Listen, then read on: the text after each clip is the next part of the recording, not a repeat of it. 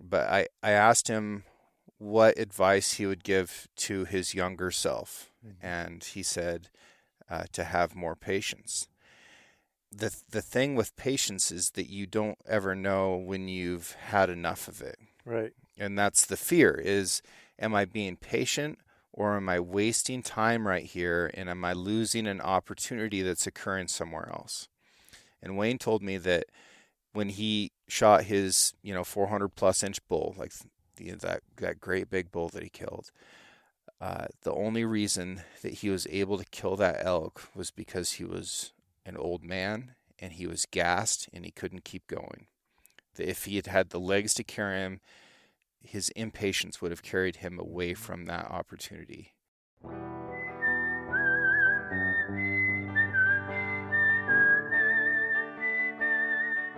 These are stories of outdoor adventure and expert advice from folks with calloused hands. I'm James Nash, and this is the Six Ranch Podcast.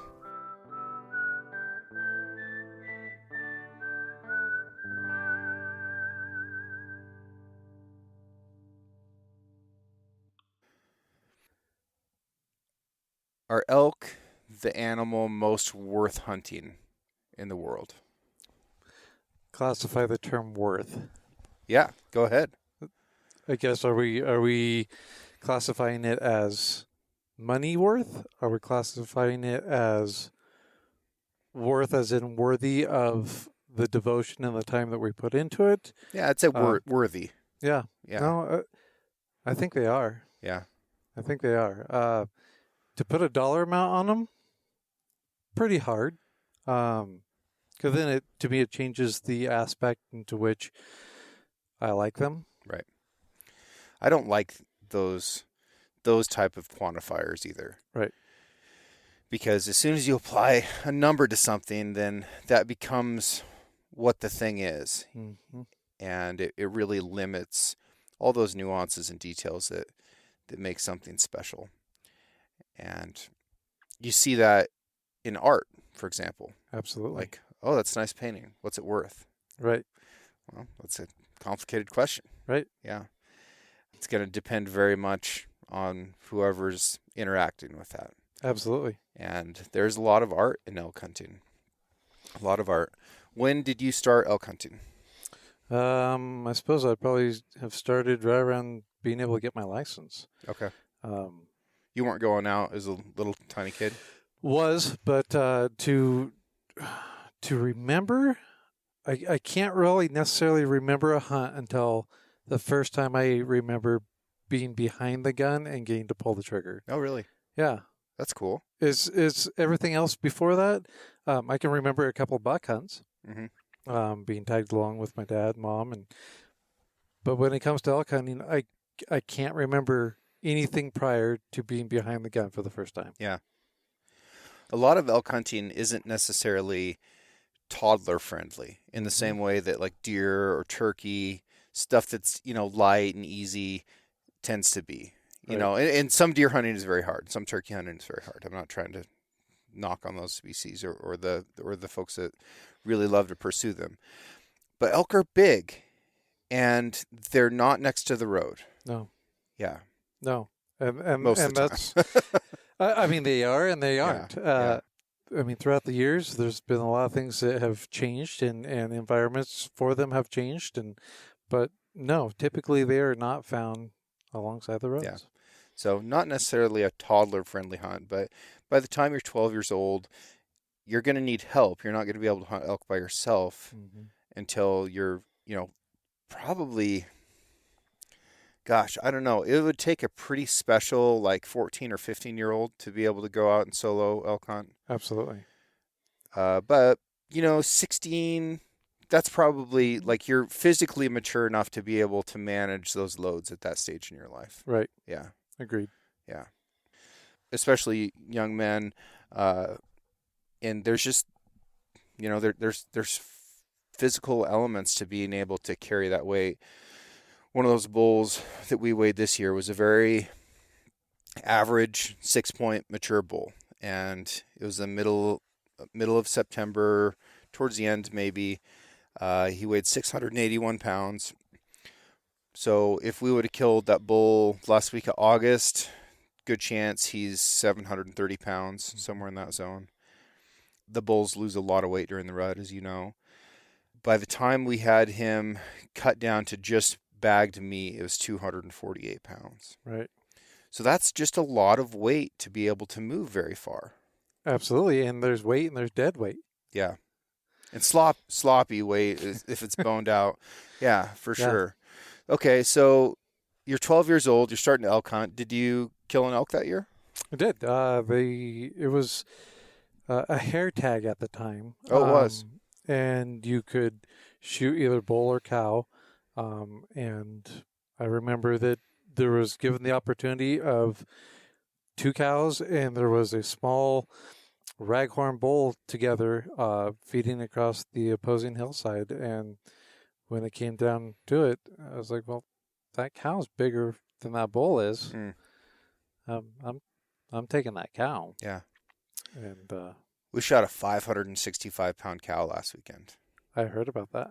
She was a bruiser. I heard about that. That was a big cow, dude. That was a huge cow. That was a huge cow. Yeah, when that gentleman told me the story, I was like, "What?" Yeah, pretty cool. That was impressive. Pretty cool. That was impressive. Yeah, and I don't think he really got it until like he saw my cow, which is a big mature cow, and she's just under 500 pounds. And then we shot a 2-year-old cow the next day that was just under 400 pounds, and that really started to put it into perspective. Like, man, this is a big girl. Yeah. It's pretty impressive. cool. It is. So we got her hanging up outside, and we're going to do some cut and wrap tomorrow. We've got 3 elk and 1 buck to process. So that'll probably take, 4 or 5 hours, 6 hours maybe. Yep. Not too bad. Yeah. Yeah, when you got all hands on deck. Yeah. Yeah, and how do you like to do that? If you've got a couple animals that you need to cut and wrap, like how do you like to set up those stages? I like to call in the village. I mean, all hands, whether they're new, old, seasoned, whatever you want to call it, all hands on deck, because one is something that's not really taught anymore. Right. It's something that a lot of people don't get, and I think without going through the entire process of not only harvesting the animal, but then learning how to put it to the table. Yeah. I think is something that could easily be brought back, and people understand that much more of where food truthfully comes from. And yeah. No, I agree. I think it's really fun. Like, I remember that those are probably sort of my first memories of hunting. Isn't the hunt itself, it's sitting around every table in the house strung together with butcher paper taped over it, and starting to cut meat and package meat. And it honestly drives me just about crazy when people say stuff like, oh, this is when the real work begins, for a couple of reasons. One is, like, if it's more work to field dress, pack out, and cut and wrap an animal than it is to actually conduct the hunt, then more than likely you got lucky. Mm-hmm. Agree. Because usually there's a lot more work that goes into the front end than the back end. Right. And then the other thing is, man, it just does not feel like work. It's a lot of fun. It can be. I guess it all depends on what you do with it and how you do with it.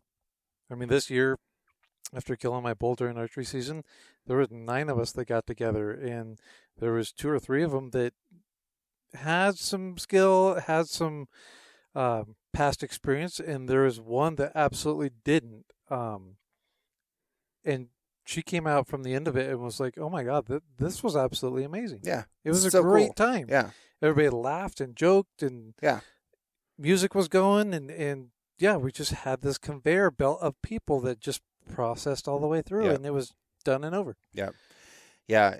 And if it's just one animal, even an elk, like if you've got 4 people to help you, it's probably going to take longer to clean everything up than it is to actually do the cutting. And it did. Yep. I like to start off with somebody to cut off the pellicle, whatever hard edge is formed on the outside of the meat. And then the next stage is going to be kind of a skilled position who's going to be actually breaking these quarters down as they come through. Right. So breaking and staking. So whether you're, knocking the hind quarter into its various rows or cutting stakes or rows out of the back strap, tenderloins need to stay whole, shanks, you got to have a plan. And then front shoulders, like more often than not with front shoulders, I'm just getting them off the bone so that they can go to the grinder. And then, some stuff is getting moved down to the wrapping table at that point. So all the roasts and steaks are ready to wrap. And then the grind is getting cut up into cubes so it can go through the grinder efficiently. And I like to rotate stuff through the freezer if it's not real cold inside the shop, which tomorrow is supposed to be like 10 degrees. So Yeah. I'm not going to have to worry about taking stuff to the freezer. Nope. And then you're grinding stuff through. Might have 2 grinders going, which speeds up the process a lot. And then all that ground is going to get either packaged or moved into the mixer so that we can mix it with seasonings and then into the sausage stuffer so we can make sausage like was hanging in here. Salami hanging in here. This stuff is ready to go, by the way. You want some? Yeah, absolutely. A little bit. I'll pull one down. But what are some specialty things that you like to do with elk besides like steaks, roast, and grind? That's I'm really simple when it comes to my elk. Yeah. Like I don't do anything out of the ordinary. I roast, hamburgers, steaks, and that's it. That's plenty enough for me. I mean, if I get a wild hair, I'll take some of the steaks later on and prep them for jerky. This year actually was a little bit different. I was like, man, why don't we go ahead and strip this all up now that we want for jerky, and then it just saves me time later. But other than that, we don't push. Years past, we've done pepperoni, we've done things like that, but pepperoni is a lot of work. The snack sticks. Right. Dude, that's a lot of work. It is, and I always forget that they're in there anyways. So when I forget to pull it out of the freezer, I forget to throw it in my pack. Yeah. So this is a hard salami, whitetail buck, mixed with some pork from the Square Mile Ranch, and I ground it through a chopper plate, a coarse plate, and a fine plate. It's 30% pork fat, and then I mixed in the seasoning with it. I put it in the fridge overnight. This is a 25-pound batch. And then the next day I put in the citric acid. I mixed it again. I smoked it for about 6 hours on the Traeger until it hit 156 degrees. It actually hit 159 because I wasn't paying attention. And then I hung them up here in the studio until we had the right kind of weight reduction. And this one here started out at 24 ounces and dropped down to like 15 ounces. And that's what it finished out at. And they're still drying out. Mm-hmm. And I'll just let them keep hanging. It stays about 50 degrees in here in the studio if I don't have the heat on. It's about right, really, for dry absolutely. aging. But what do you think? No, it's excellent. I love the peppercorn that's in there. I just got a big old bite of peppercorn, and it just, No, it's great. Yeah, those peppercorns, it's texture, it's heat, but robust. It can be really bold. A lot of times it's just kind of comforting too, like especially on a cold day like this. Mm-hmm. Yeah, and it is cold. It is pretty cold, dude. Goose hunting yesterday was kind of miserable. Yeah, I could see. I thought about it yesterday, and I went, yeah. We had some breaks that it was so bluebird sky. I was like, yeah, maybe hit early morning would have been great. But what time did you go out? We were out.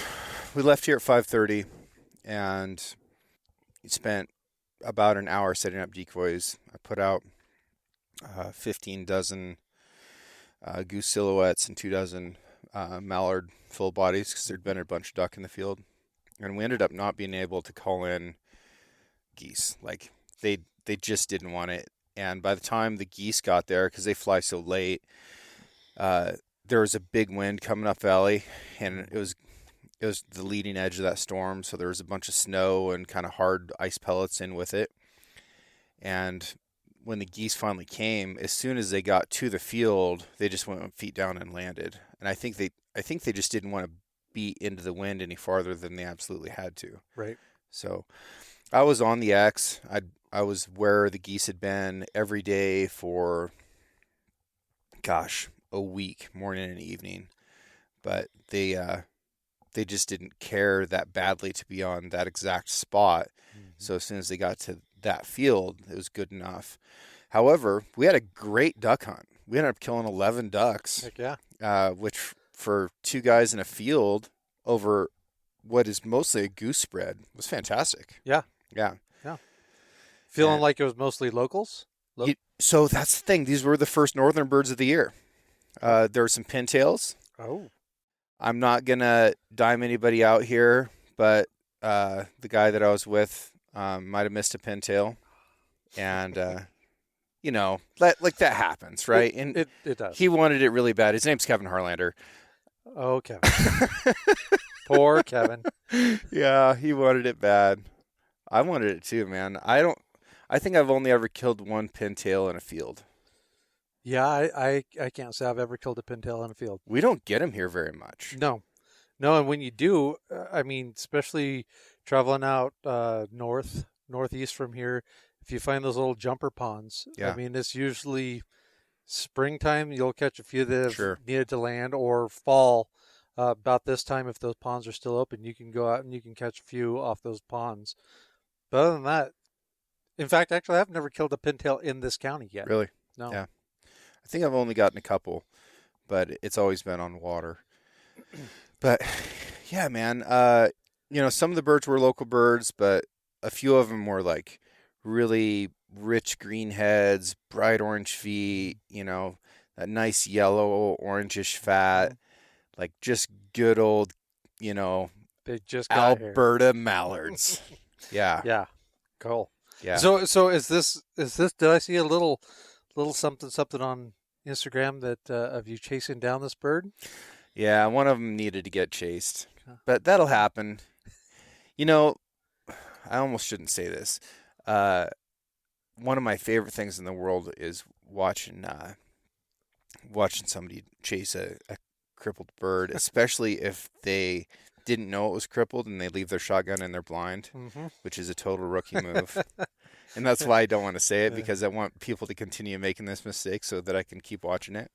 But no, man, shotgun shells are expensive. So I had my gun and I had ammo, but I thought I can catch this mallard. Why not? And I did. Yeah. Kevy Bear ended up having to chase one down too. Nobody saw that. Yeah, I know. I was wearing gloves. It was a little cold, so I didn't want to commit to pulling my gloves off. No, man, waterfowl hunting is just so much fun. And that's a pretty good one to get kids involved with, as long as the weather's okay. Right. Yeah. Right. And kids and spouses and whatever else. The minute that you say, hey, let's go duck hunting, and they look out the window and you've got snow flying sideways and they're looking at the temperature, then it starts to turn them off. But the early seasons, I know the state still puts on the early season goose hunt for kids and stuff. It's absolutely great. Yeah. I might have had too many decoys out yesterday for these early season birds. Yeah. I don't know. I also, it kind of bothered me. I used to be good at goose hunting, and to just get airballed on the first goose hunt of the year is just, I don't know, it's not sitting with me well. There's always tomorrow. There is always tomorrow. Tomorrow I'm duck hunting. And then you'll probably have a bunch of geese come in. Yeah, could be. Yeah. What shot size do you like for geese? I've always been just that BB fan. You like BBs? I like that BB fan. When I first really dove deep into waterfowl hunting and was reloading myself, I remember mixing fours and BBs together and having tremendous luck on geese. And the more and more I dove deeper and deeper into it, I just really like that BB size. Yeah. I'll shoot 3-inch threes at anything, Mm. but I do like BBs for geese. Yeah. It gives that little extra punch, I feel. Yeah. Yep.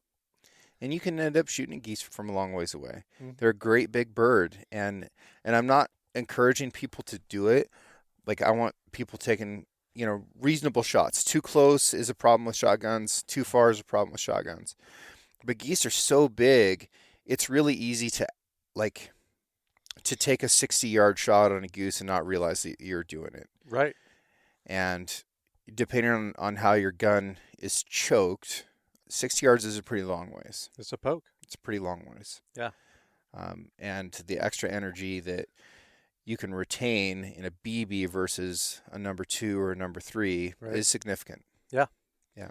Yeah. No, it's just kind of always been my go-to, and just for that specific reason. I mean, 60 yards, like you mentioned, across the ground is one thing, but 60 yards when you're staring up at a white sky or a blue sky or whatever it is that day can be very deceiving when you're, okay, well, we're set up this far from our deeks, and then you try to transition that up to the sky, especially for new hunters.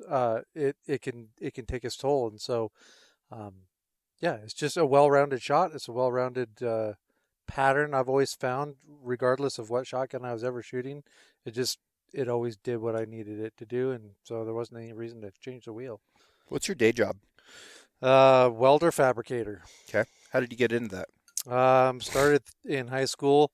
The only class I had any interest in was not the ones I was specifically in, so I would always sneak out and try to put myself down to the shop class, even if it wasn't my shop class, and just kept just driving into that. And that passion at that age turned into today a full-time job with some major hiccups just in between. But I kind of did everything else before that, and now this is where I'm at. And you've got your own shop? I do have my own shop, my own business, yeah. What are your capabilities in there? I would say capabilities. Capabilities could be not completely limitless. If I don't have a way to do something or a tool to use, I will develop or figure out another way to skin a cat. Yeah. Do you have a CNC machine? I do. I now have two. You have 2 CNC machines. I just purchased a larger one that it was much needed. Previous to about a month ago, I was operating off of a 5x5 table. And this year especially found that what I thought was just going to be somewhat hobby and just building some cute little yard ornaments and stuff turned into much, much more. And so I purchased a 6x12 table that actually comes out to 14 foot long. Wow. So now I'm able to pretty much cut anything and everything I could ever dream of. That's awesome. It is awesome. What's a dream tool that you don't currently have? As silly as it may seem, I would really love to have a sandblasting cabinet. Yeah. The things, whether it's cleanup, whether it's preparation, regardless, I find myself always able to go and borrow somebody else's. Yeah. And it's not something that I would use every day, but it's something that would be much needed. Yeah. Yeah. Something you and I have talked about a little bit is doing decked drawer system installations. Absolutely. You've done a bunch of those. I've done a couple of them, yes. Yeah. What do you think of that system? Absolutely amazing. Yeah. From the craftsmanship to the overall fitment to really the ease, for the most part, of installation. Yeah. I mean it's great. The ability to still keep and use your bed rails. It doesn't completely eliminate your entire bed. Right. So you still get, depending on the truck, 10 inches, 8 inches of bed that can help still keep things from sliding around and in if you're setting it on top. let alone the capacity to be able to load on top of. Right. I mean, there's no reason why you can't have that drawer in your system and still throw in your four-wheeler, a side-by-side, whatever it may be, elk. Yeah. I mean, loads and loads of elk. I Yeah. mean, it just is phenomenal that something like that doesn't just want to collapse. And so the engineering behind it is obviously spot on. It is a hell of a good system. Yeah. It's pretty nice to be able to have stuff out of your back seat. Yeah. You know, because that's what ends up happening to me. It's like you buy a 4-door pickup, and pretty soon the back seat is just loaded with gear and tools and stuff. Right. And you know, I've been embarrassed so many times by people that are like, "Oh, can we just jump in with you?" And it's like, "No, man, I don't have any room." They're like, "What do you mean?" And you always check yourself. Yeah. You always kind of go with like, "No, it's not one of those days." Right. Right. And then when you clear everything out so that you can haul people, then you don't have any of the stuff that you need the next time you're on a job. Where it was. And if you put it in the back of your truck, now it's exposed to weather and theft and all these other things. Well, with these locking tailgates on modern trucks, you can't steal anything out of the deck system. No. Even if somebody did break the tailgate open, you can get locks for the drawers themselves. You can still fit 2,000 pounds on top of them. Like, it's a good piece of gear. They just rolled out the brand new one this week on the 24th, the new deck system. And I just want to go through like the updates on that. So the drawers are square, so they can hold 10% more stuff. And it's not just that, but like being able to fit square objects in there is just more efficient. So you can haul a wider variety of things as well. The drawers come a foot farther out, so you can actually reach the back of the drawer now. Whereas before, they weren't supported well enough to do that. So like the back, like 18 inches of the drawer was like wasted space almost. And when you counted, including your tailgate down to be able to reach that, right? That's impressive. Yeah. So now you can reach the whole thing, and they put 4 really nice tie downs on the corners, which was the limiting thing before. The closest thing you could have to a tie down was like the, I don't even know what that system is called. With that rail system? Yeah. It's a type of rail system, but it could only stand, I don't know, 125 pounds of pressure or something. I want to say that was max. Yeah, for sure. So like strapping a motorcycle or something like that down, probably not a great idea. Correct. Using that system. But now, like, I don't care. Like, you strap whatever down. And it's integrated into the frame now. Yeah, exactly, which is helpful. No, man, it's a good piece of gear. I bought one as soon as I bought that F-150 in 2020. Like a couple weeks later, I bought a deck system for it, and I've been using them ever since. And yeah, pretty cool. And it's neat to see updates from like a good American company. Like everything on that is made here in the States. Right. Uses metric. No, not metric. Standard. Right. Does not use metric. Uses standard stuff. Oh, dude, I get so frustrated. And I don't know. Like you have that machinist mindset where everything is down to, a 1,000th of an inch or smaller.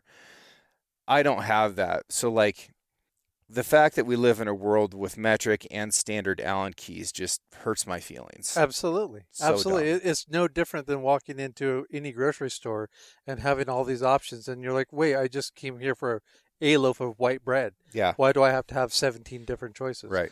The same thing. I mean, I can work around it. And there's quite a few times where it's like, if I am working on something metric, I can still throw a 1/2 inch on a 13. Yeah. But it's still irritating. Yeah. Yeah. Yeah, it is. Are 1/2 and 13 exactly the same? No. But they're close enough. Yep, they're just close enough. Okay. Rifle hunting or bow hunting? You can only have one forever. I would choose archery.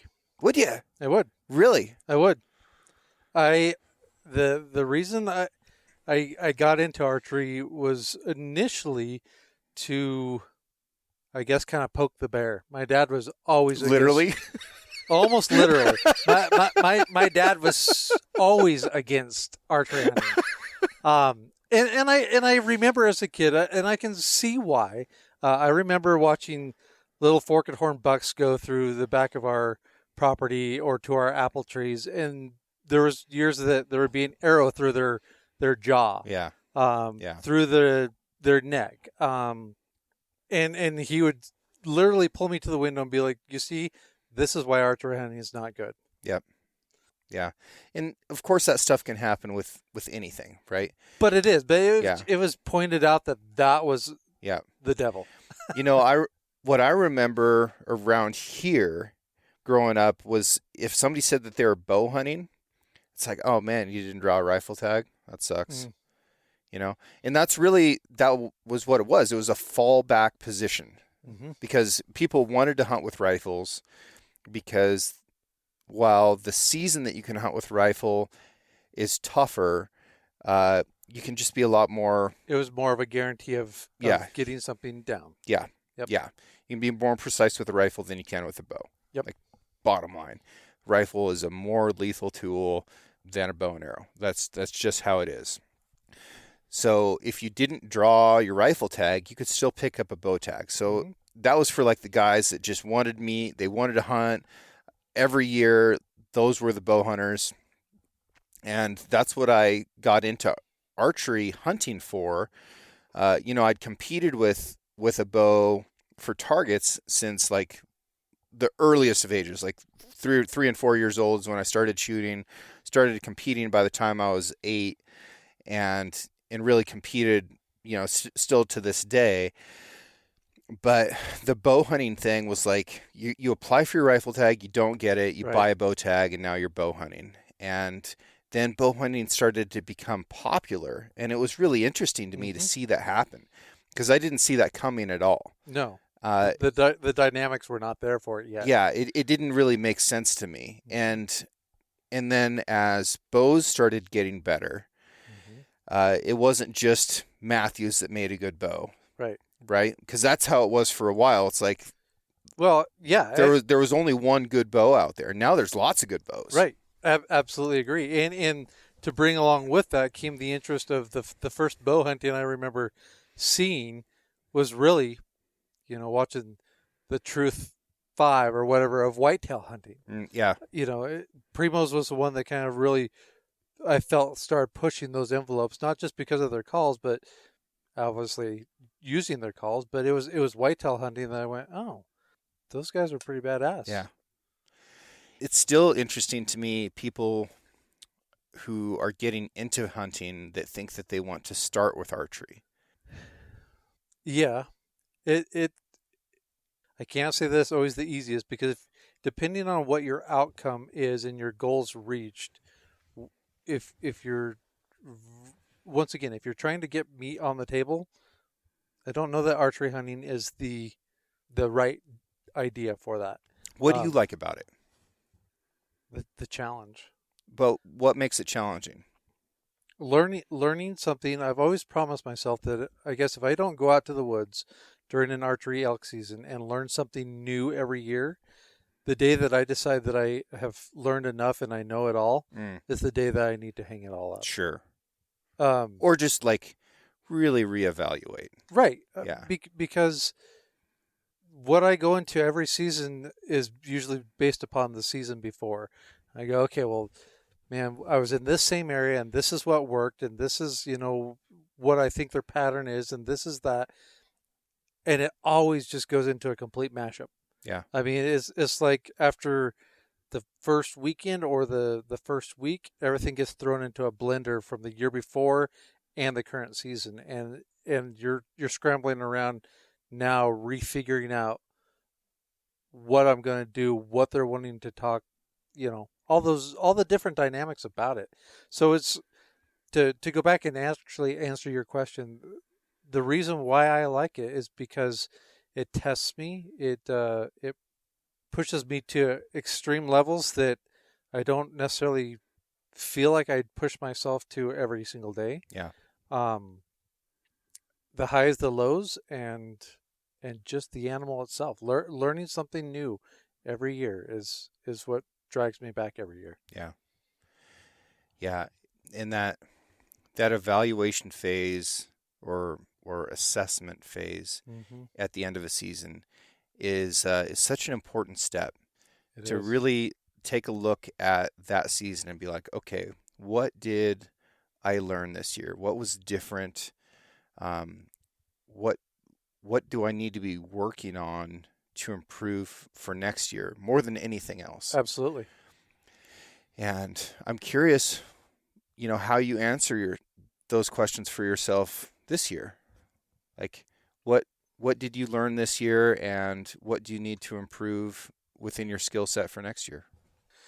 I always have a hard time with patience. Mm, Patience is always something that I will forever and always, I think, struggle with. And though it seems like I have patience at times, um, I am a running gunner. yeah, There's no way I could set in a ground blind. I'm not one that could probably set in a tree stand. I've never done it, so I can't say for sure. But I like the ground and pound. And when something's not happening, I like to go make something happen. yeah, And there's still times every single year that I hear that little voice that says, "No, slow it down, slow it down." But I always run in and not necessarily during when you know something's going to happen, but it's those moments that you don't expect something to happen that I just let go by me, and I'm still on my I'm getting to the next point to call. I'm getting to that next ridge, that next drainage, and I usually always bump something. yeah. I think I may have told this story in the show before, but I was at the Archery Trade Association show back in Indianapolis in like 2016, somewhere in there. And it was the first time I'd been to that show. There's a lot of celebrities that come to that show. Like everybody you've ever kind of seen on TV is there. And I was a little bit starstruck, to be completely honest with you. Like I How was could you not? very, very new to that kind of thing, and I was nervous to talk to people. Mm-hmm. And I saw Wayne Carlton, and Wayne Carlton was standing in this alley, and the world was just going past him.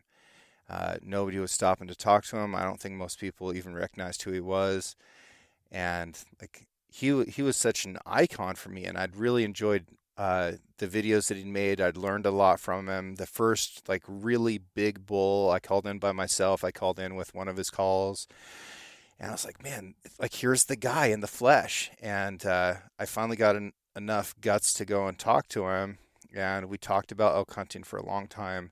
And I just treasured that conversation. But I asked him what advice he would give to his younger self, and he said to have more patience.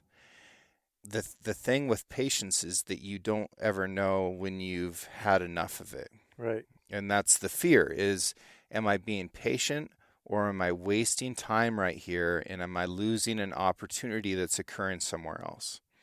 And Wayne told me that when he shot his 400 plus inch bull, like that great big bull that he killed, the only reason that he was able to kill that elk was because he was an old man and he was gassed and he couldn't keep going. That if he had had the legs to carry him, his impatience would have carried him away from that opportunity. And I try to think about that every time that fear jumps up in my own mind, and I called and I'm listening and nothing's happening. It's like, okay, has it been 30 seconds? Has it been 60 seconds? Do I need to call again? Do I need to try a different sound? Do I need to move a little bit? Like all those things that are like jumping into my mind of like, are there even elk that can hear me right now? Right. Like, all that full spectrum of things. The whole dynamic. Yes. Yeah. They're all fears. They're mostly fears. Mm-hmm. And I try to think back to, there might be also this opportunity that will only happen if I just wait longer. Right. But man, it is tough. Yeah. Holy crap, it is tough. and it is always that question. It's like, Yeah. do I make that one more call? Do I take one more step forward? Yeah. Do I turn around and just call it a day? I mean, you have all those questions that in your mind, you may not say them out loud if you're hunting with somebody, but they're just running through your brain like, okay, what do I do? Yeah. I think I want to want to give people just a piece of advice with this, and that is the only wrong choice you can make whenever you come up against those scenarios. The only wrong choice you can make is to do nothing, right? Is to not make a choice. So you either need to make the choice to wait, or you need to make the choice to do something else, to try something else, go somewhere else. But the wrong choice is to not make a decision. Absolutely.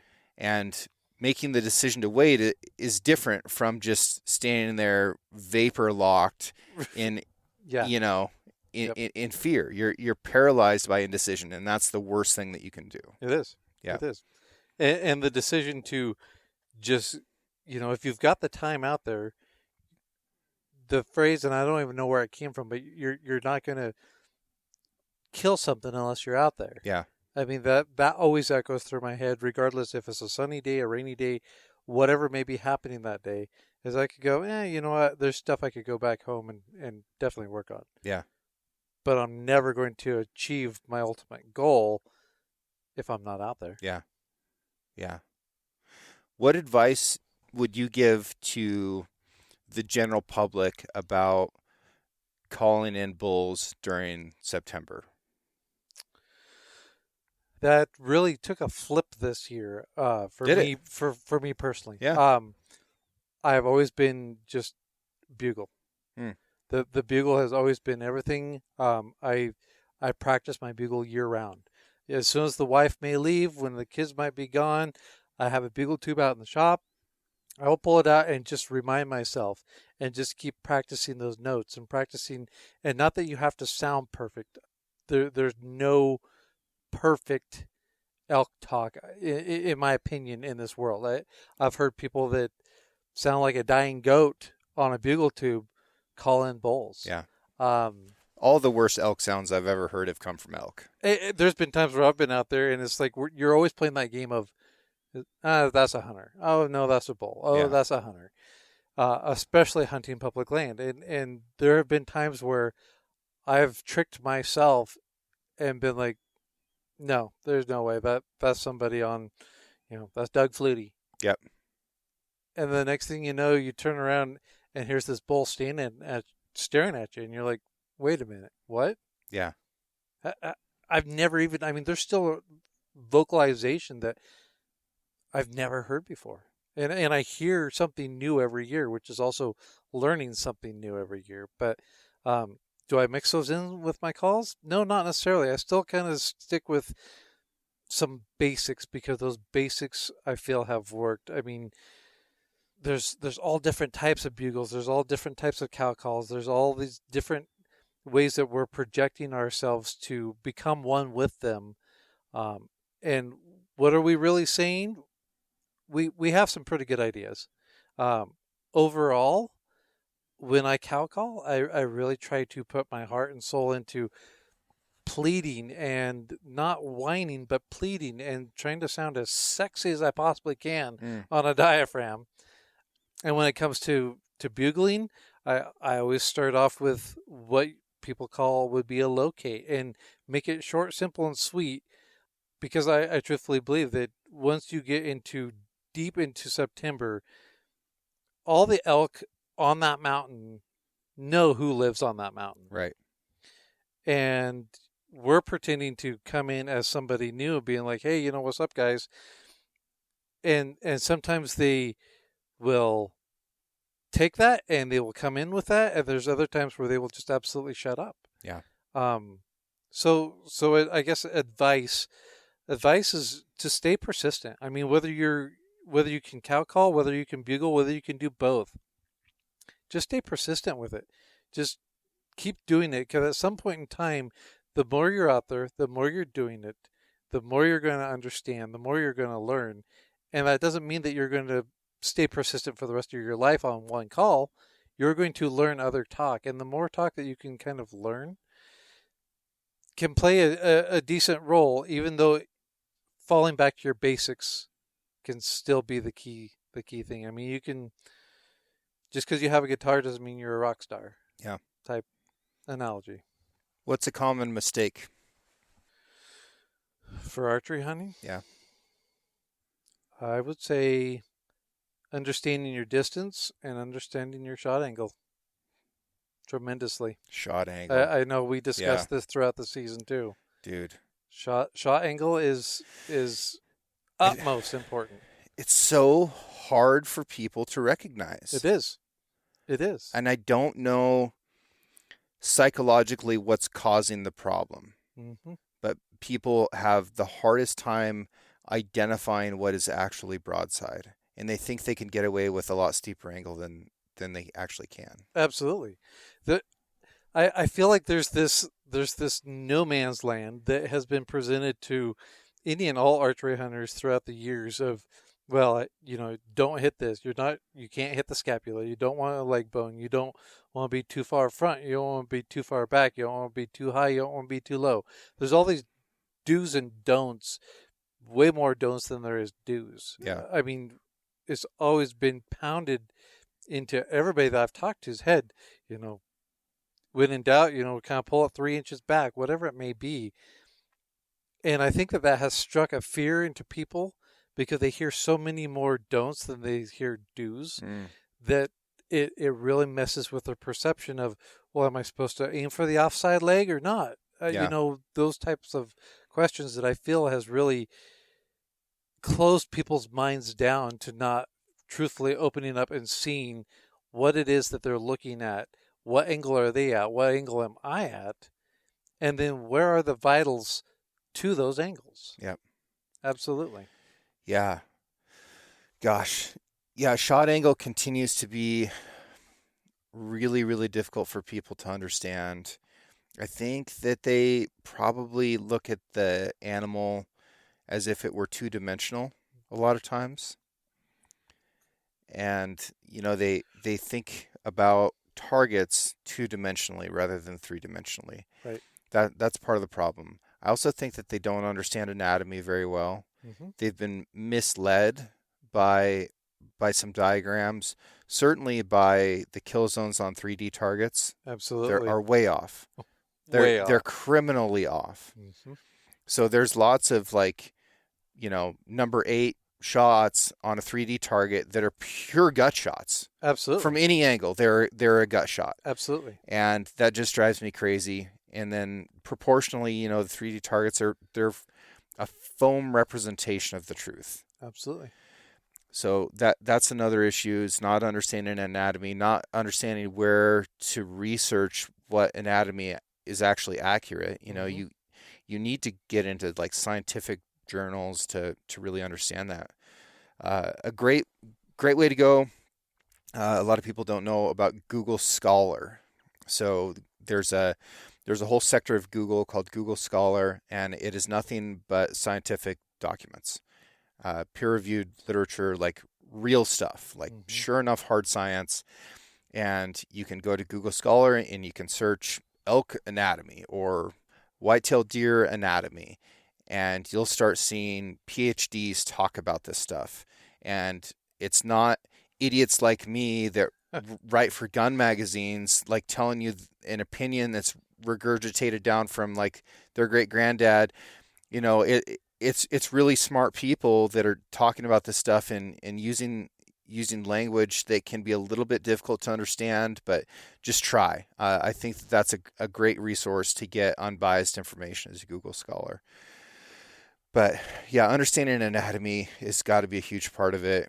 And then another thing that I think might be happening is people will freeze the image in their mind of when they made the decision to shoot, Mm-hmm. and then they don't necessarily update how the animal moves between making that decision and breaking the shot. Mm-hmm.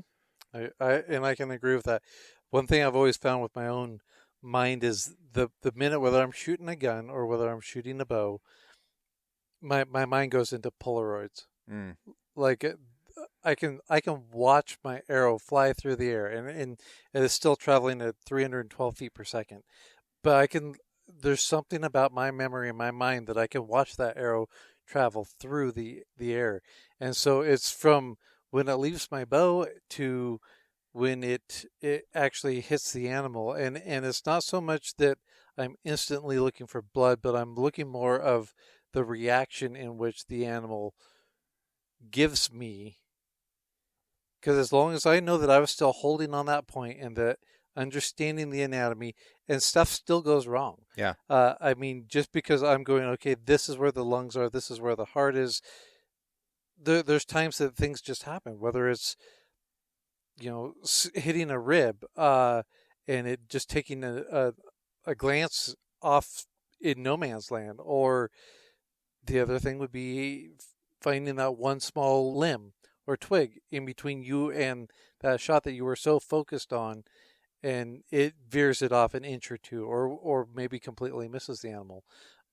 But yeah, with those Polaroids, for me, I'm able to take a snapshot as that arrow's traveling through the air, and then I'm looking for that reaction. I'm not looking for instant blood, even though most of the time I can visibly see that too. But I'm looking for the reaction in which the animal has taken, and I suppose that kind of derives from being young and shooting deer and elk with rifles and stuff, and you can tell when you've hit something, even if it's on the run. You can see how they take the impact of whatever it is. The rest of it's just up to where was I holding at when it did hit that. Yeah. And as long as I can keep that sight tube, almost looking down a roll of wrapping paper, as long as I can keep that sight tube to where I was still holding at, I feel that, and with the understanding of the anatomy, that's where it's going to. And when you say sight tube, do you mean like your own tunnel vision?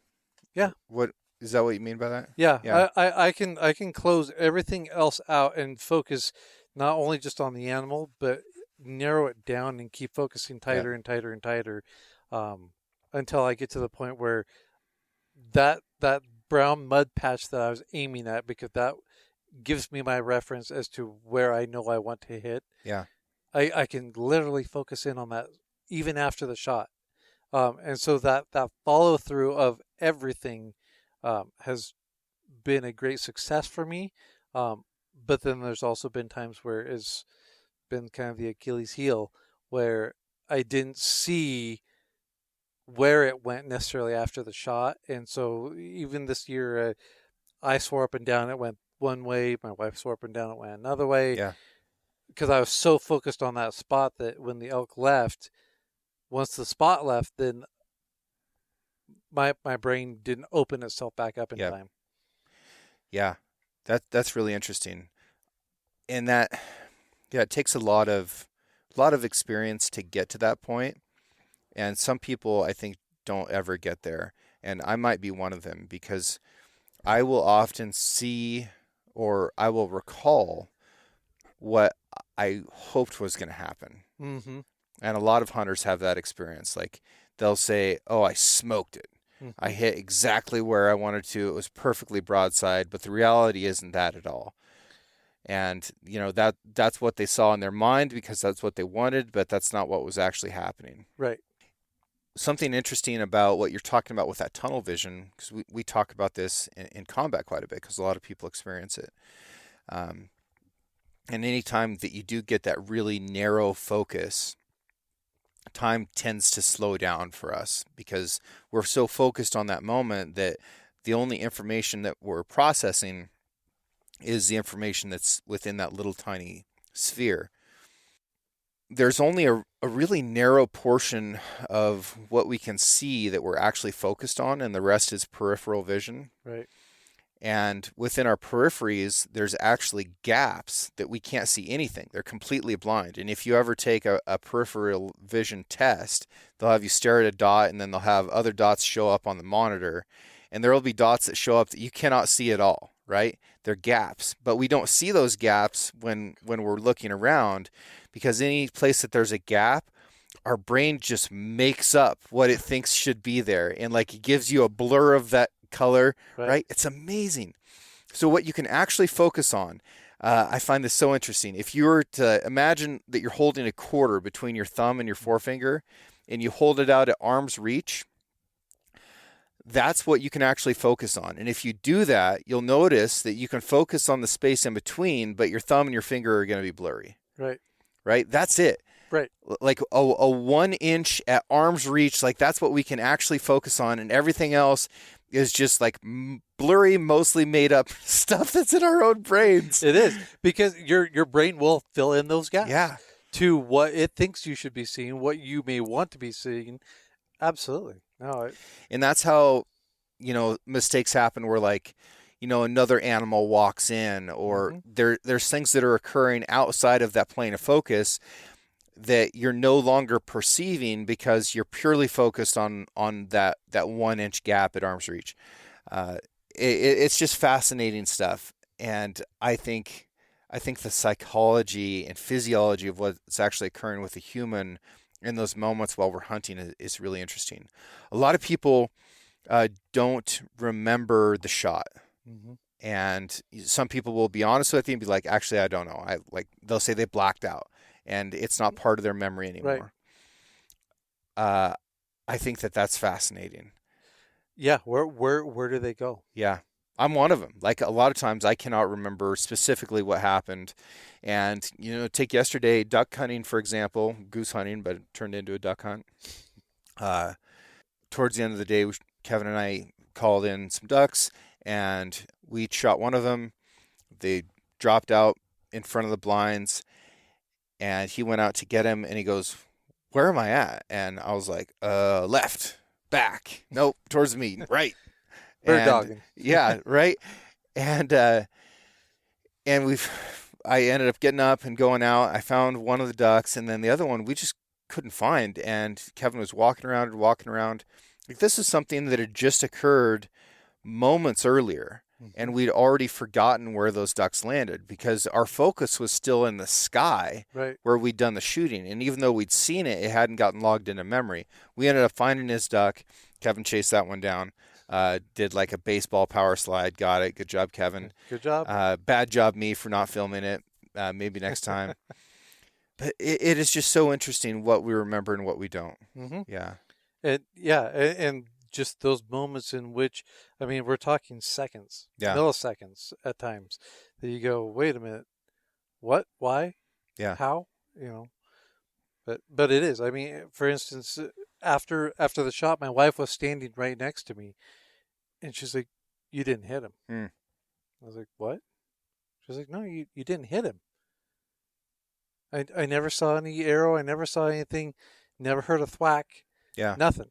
She's like, "You didn't hit him." And I was like, then my mind starts trying to fill in the gaps of what do you mean I didn't hit him? Yeah. And so I'm able to play those videos, those little snapshots back, and I'm like, no, like, it was great. It was good. It was, I use the term great, and you saying that, that perfect shot, or I smoked him, every time, and I had a very wise man, Verlin Savage, tell me, because I used to use that terminology because that's what it was. That's what everybody said. Oh man, I smoked him. Yeah. It was perfect. And he's like, what do you mean it was perfect? Right.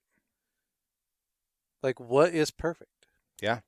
And he really opened up my mind and my eyes to, I don't know if there really is a perfect. You can only do as much as you possibly can. And the more time that you put into understanding the anatomy and knowing your arrows and your bow and what's in between you and everything else, was it really perfect? I mean, there's a lot of luck at the end of every hunt. And what you truthfully consider luck and what you truthfully consider perfect, just because you got it down on the ground. I like to go in and skin and figure out what could I have done better. I mean, even though I've accomplished my ultimate goal was to fill my tag, put meat in the freezer, there's still those moments that I still go through the entire thing and I go, okay, this is the angle in which he was at. This is how everything entered. This is the channel in which it took. Yeah, I was 2 or 3 inches high, or I was 2 or 3 inches low. So I don't know that there's ever really a perfect shot. Yeah. Yeah. No, there's really desirable shots, but for broadhead, I would love it if it just cut the aorta in half, right at the heart. Like, that would be really good for me. Pulmonary artery would also work just fine. Yep.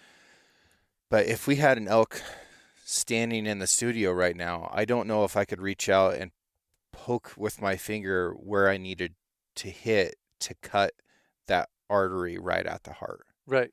And I've got a heck of a lot of experience on the Absolutely. outside and the inside of an elk. So yeah, it is really hard. I can definitely talk about it in terms of like zones and good enoughs. Right. And I get a little bit binary in my thinking with this. Like, is it good enough or is it not? And for me, that works. What is I want you to just call out one piece of gear.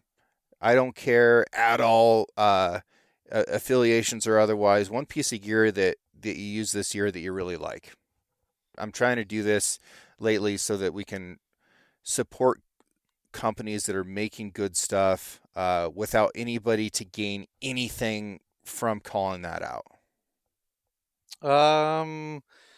Be a tough one. I'm a stickler to good gear, and I have changed it up, and I will continue to change it up. But the one thing that I haven't changed, and I've noticed this about myself, so this is why I'm going to speak of it, is my pack. I have not changed my pack for 7 or 8 years. Okay. And I have people around me that change to the latest and greatest pack every single year, or just because they added something different and it's the same frame, whatever. I haven't changed my pack in like 8 years, at least, maybe 10. And that's built by Mystery Ranch. I like to research into things that I purchase, things that I buy. They're not always impulse. I do have some impulse buys, or what somebody else has suggested. But I remember sitting down and, again, having a good friend that had one and inquired to him as to why he was wearing it and packing with it and using it. And then based off of there, I remember doing my own research on it. And then lo and behold, I ended up getting one for my birthday for my wife, because I had talked about it so much just in everyday life of kind of who they were and what their company was like and who did they have hired on as employees and this and that. And to this day, it is absolute an incredible joy to put on my pack. If I could somehow convince myself to buy another one and put all my welding wire and welding rods and my tools, I would gladly put it on and feel just as happy wearing it for work as I do going out to the woods. Do you remember what model it is? So it's the Beartooth. Okay. Mr. Ranch Beartooth. Yep. You know, packs are oftentimes similar to boots, where I think it's important to find what fits you. Right. It is. Yeah, Absolutely. because it is something that you're wearing on your body. It is. And, you know, there's like Cafaro, for example, makes a really high quality pack. Absolutely. Like they're built very, very well. They don't fit me at all. Yeah. I am uncomfortable wearing those packs, and that's perfectly fine. That doesn't mean that it's a bad pack. No. All that means is that it doesn't fit me very well. Right. And I think you kind of need to take it with a grain of salt on anybody that tells you, like, hey, you need to buy this boot or you need to buy this pack. Like, those are personal choices. They are. Absolutely. That said, if a pack or a boot hasn't failed after hard use, then that indicates something that's very, very important. Absolutely. Because the durability and the functionality are critically important. Critically important. So that's cool. Okay. So Mystery Ranch Beartooth, that's your call out on this episode? It's my call out on this episode. I love it. It doesn't have more, and it doesn't have less than what I always need. Awesome. Glad to hear it. Absolutely. If somebody needs something welded or fabricated or CNC machined, how do they get a hold of you? They can find me on Facebook under Fusion Fabrication and Welding, or also on Instagram underneath the same handle. Fusion Fabrication and Welding. Yes, sir. Okay. So if you need something fused, fabricated, or welded, talk to Tyson. It's me. It's me. All right, brother. I really appreciate it, man. I appreciate the conversation. It's fun to talk about elk. It's fun to talk about all this stuff. It's just great to talk. Yeah. All right, man. Well, thanks again, and hope folks will reach out if they need anything made from you. I appreciate it. Thank you. Take care. Thank you all very much for listening. I'm going to keep bringing you these stories from normal people just like you who have done extraordinary things. Everyone is an expert at something, and they have interesting perspectives on life and work and the environment and all the things that we care about. I'm going to keep bringing that to you. And I want to thank you so much for making this show possible. I also want to thank Emily Bratcher for producing this show. She does a great job editing. Really appreciate her. I want to thank John Chatelain. He did the art for the Six Ranch podcast. And Celia, soon to be Harlander, she digitized that so that we can get it out there on the internet for you. Also want to thank Justin Hay for writing this original music and the beautiful whistling that you're listening to right now. You guys are awesome. Thank you so much. Please keep listening to the show. Write me a review if you feel like it, and just keep doing your thing, and we'll all learn from this together. It's been fun, and we're just getting started.